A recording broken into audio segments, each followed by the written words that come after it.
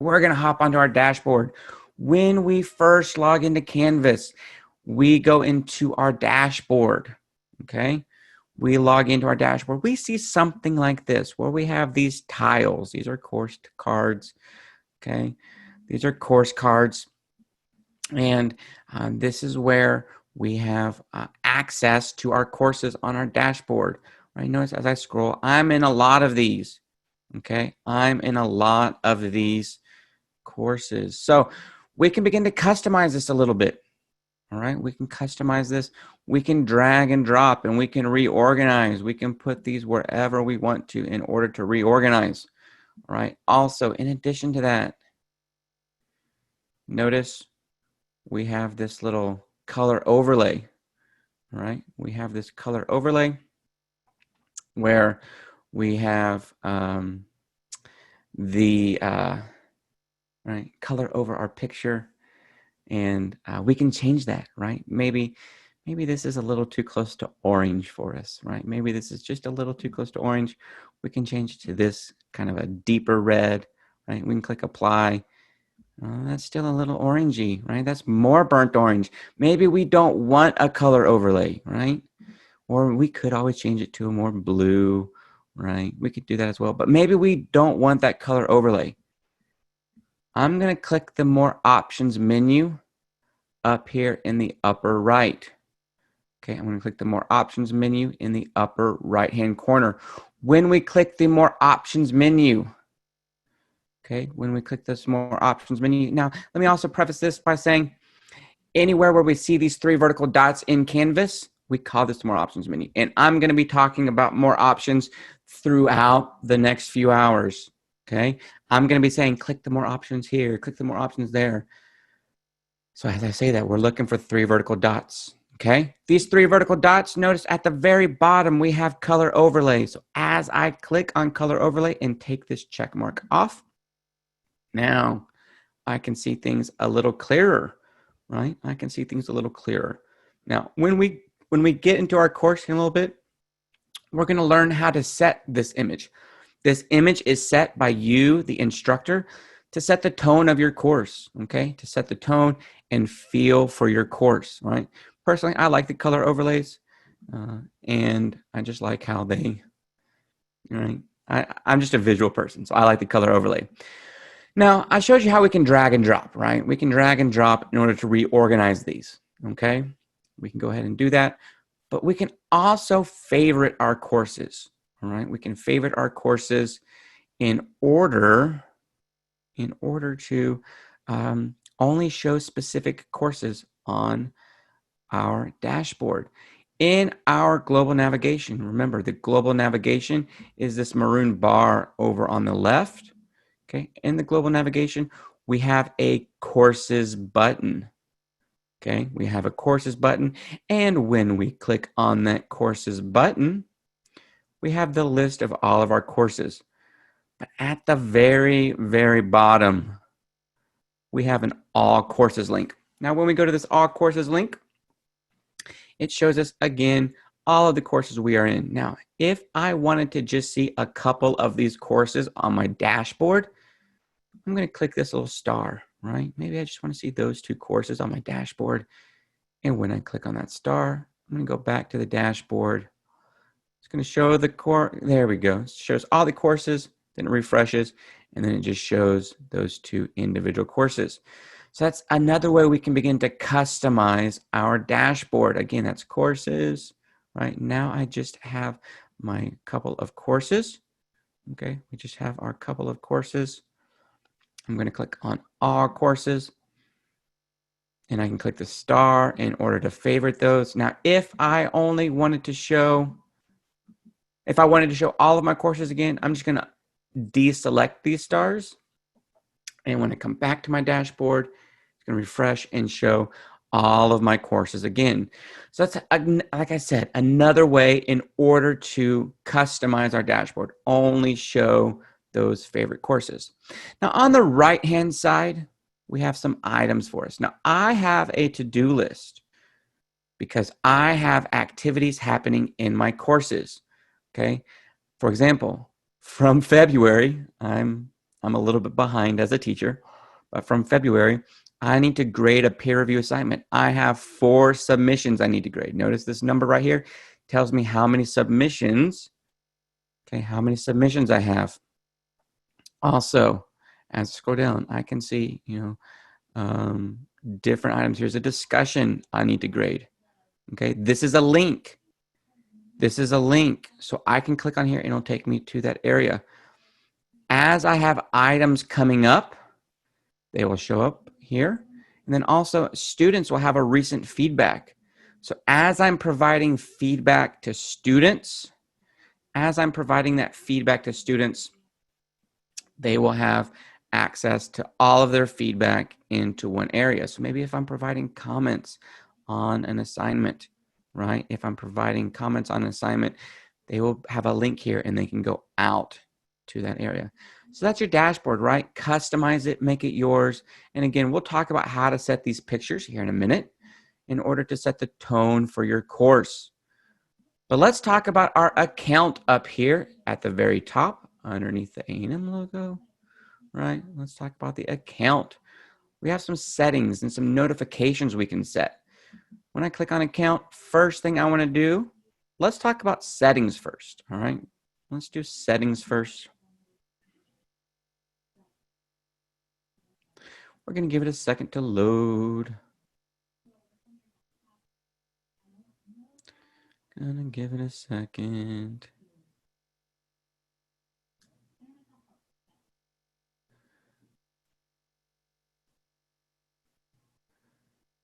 Here we go. First setting I like to change, okay? Because I believe in creating community and engagement with my students, okay? I believe in having community and engagement. Is notice right here, right next to my name is my picture, right? We want to set our picture for our students. This will show up in, right? This will show up for the discussions, right? For our announcements as I'm providing comments in the gradebook. Students will be able to see my picture. So all I'm going to do is click this little edit pencil. I'm going to click the edit pencil. And now notice I can upload a picture. So if I have a picture of myself already, I can just go ahead and upload it. Or I can choose to take a picture. It's going to load. Now there I am. Hey, good afternoon, everybody. If this is the first time up here in the upper left-hand corner, you're going to be asked to allow access to your camera. Okay, you're going to be asked to allow access to your camera, and you're going to say allow. Yes, you want access to your camera if you're using the webcam. Okay, so allow access to your camera. It's going to give you this little square aspect ratio. You'll say take picture and then you'll crop it down to a circle. Okay, so that's how you can begin to use your webcam. Okay, use your webcam in order to take a picture for engagement with your students. Now, I happen to like my picture, so I'm going to leave my picture as is. But a couple of other settings we have are at the very bottom. Okay, are at the very bottom. First one, high contrast user interface, okay? Some users either like high contrast or depending upon if they have a visual impairment, they want to turn this on, right? This is just going to enhance the color, right? And make things more distinct, all right? Now, you can enable high contrast UI, all right, the user interface. Note, the institutional branding will be disabled. So A&M's made a lot of things maroon through here, which I absolutely love. That will be disabled in order to make things a little bit more high contrast for users. Any user can do this just by clicking the little X, and it'll turn into a check mark. Also, we can underline our links. Notice we can click this little arrow right here and give us more information. All right, we can underline the hyperlinks in navigation menus, dashboard, page sidebars, etc. And then those links will display as underlined links.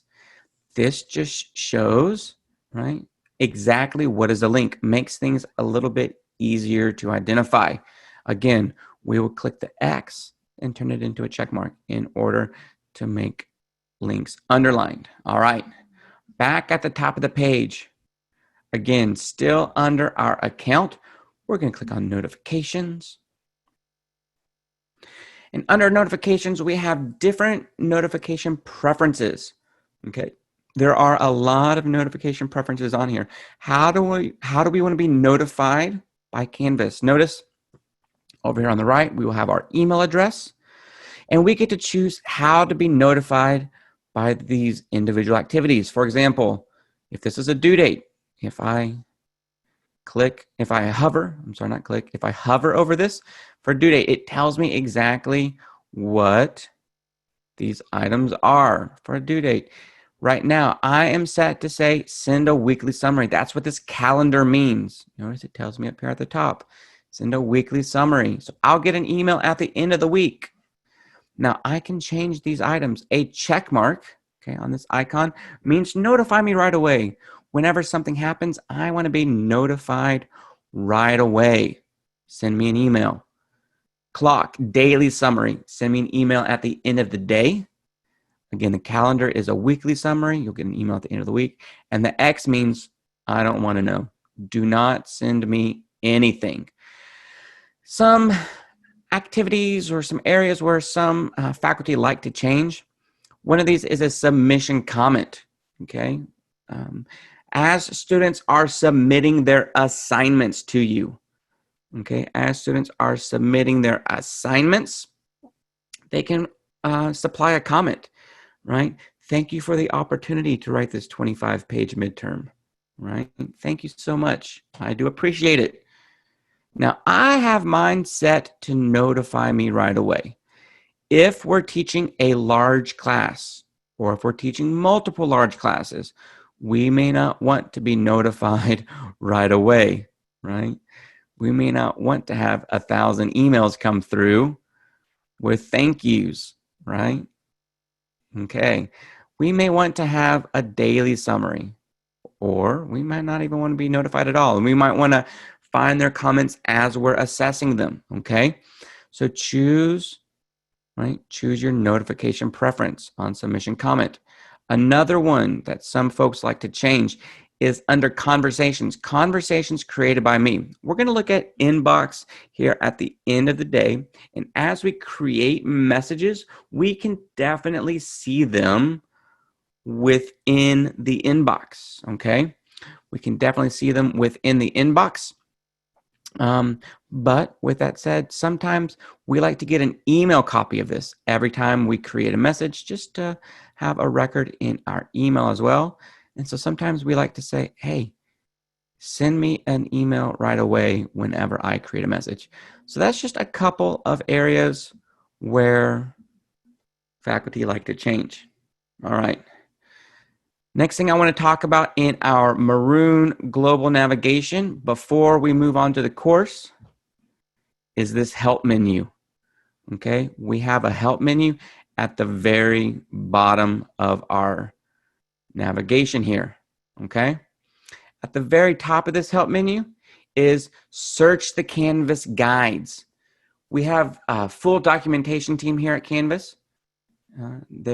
What they do is, as Canvas is updated, they are updating our documentation, making sure screenshots are updated, making sure all of the information is correct.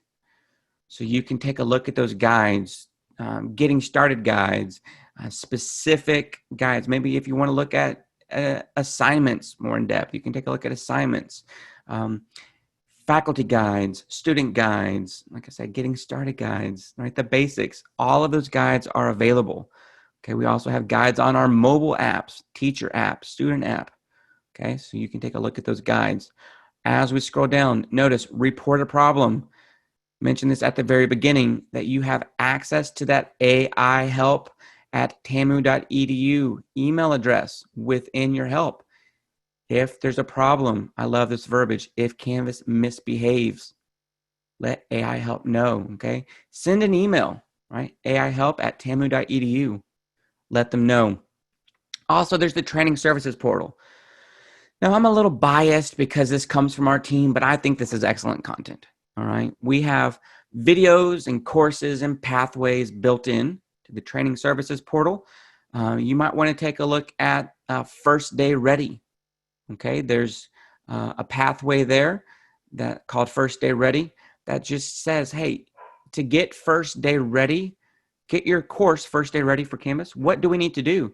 There's also a pathway called Preparing to Launch, and that was created as a result of COVID. Okay, as a result of COVID. Now, what do we need to do in order to prepare our course on a dime, right? Turning on a dime, how do we prepare our course? There's information in the training services portal. You can also ask the community if we get stuck and we need help.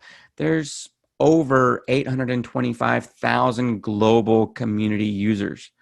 Okay, so ask the community for help. There's people want to help. There's resources out there, right? There's people who are out there answering questions daily. So go out there, ask the community, say, hey, I went through training. I saw this particular thing. Can someone help me, right? Go out there, ask the community. Also, submit a feature idea, right? Drive the change. Improve Canvas. If you see a workflow that doesn't make sense or is lacking, or if you think things need to be changed around, submit a feature idea. Drive that change to Canvas. Our product team actually does look at these. Okay, they actually do. So please submit a feature idea. And then COVID Canvas resources. This is also from our community team.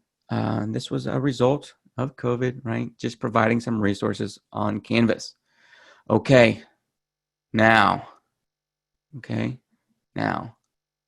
we're going to hop into a course. I'm going to go back to my dashboard. Okay, I'm going to go back to my dashboard. And I'm going to scroll down and I'm going to find my training course. All right, here is my training course for the day. Notice my course card. I've got the beautiful A&M course card. Let's just hop into a course. Okay, let's just hop into a course. Now, over here on the left-hand side, okay, this left-hand side, this is what we call the course navigation. All right, this is the course navigation. This can change from course to course. Over here on the right, something I want to point out. Notice we have student view. Okay, we have student view. I call this a real fake student. As we want to test things, make sure things are working. We can submit items as the test student. We can submit items. We can take quizzes, right? We can make sure our modules are working. It's a real student, but it's fake in the fact that we can access student view before our course is published. Notice my course is not published. So we can access student view before the semester begins. Now we'll have it coming up and students will have a to-do list right here in order to know exactly what's happening in our course. So as we add items, this will begin to populate, okay? But part of this template is this beautiful homepage that you'll customize after you learn the rich content editor. But down here at the bottom, let's take a look at settings, okay? Let's take a look at the settings. First things first, we're going to take a look at this course details tab, okay? This course details tab. And I want to take a look at this image option. This is what's driving that course card, okay? This is what students are going to see as the tone of the course, right? This is what's going to be that familiarity for things, okay? This is just what, every time they come to the course, they're going to associate this with my engineering course or my geology course or my architecture course, right? This is what they're going to associate with. So we can change this, right? Now, I love this image, okay? I've done this session a couple times now, and let me just say, I've said this once, I've said this a few times. I love this image. I don't know if it's because my wife's class of 06, and I attended A&M for a couple of years, and I bleed maroon, right? I don't know if it's because Reveille's on here, and I remember my days of taking the bus over to West Campus, right? I don't know if that's what it is. I don't know if it's because of the maroon down here, but I love this image, all right? Maybe just because of the state of Texas, right? I'm from San Antonio. Maybe it's the state of Texas, but I think this is a great image. But if we are all using this image, okay, if we're all using this image, then students, right, it's not setting the tone for the course, right? We're not creating a level of engagement with our students. So we can change this out. We're going to click the More Options menu in the upper right-hand corner. And I'm going to show you a couple of options we have. Clicking the More Options menu, we're going to click on Choose Image, okay? When we click on Choose Image, the first option we have is to upload an image from our computer, okay? We can definitely upload an image from our computer, okay? So if we've got one, let's use it.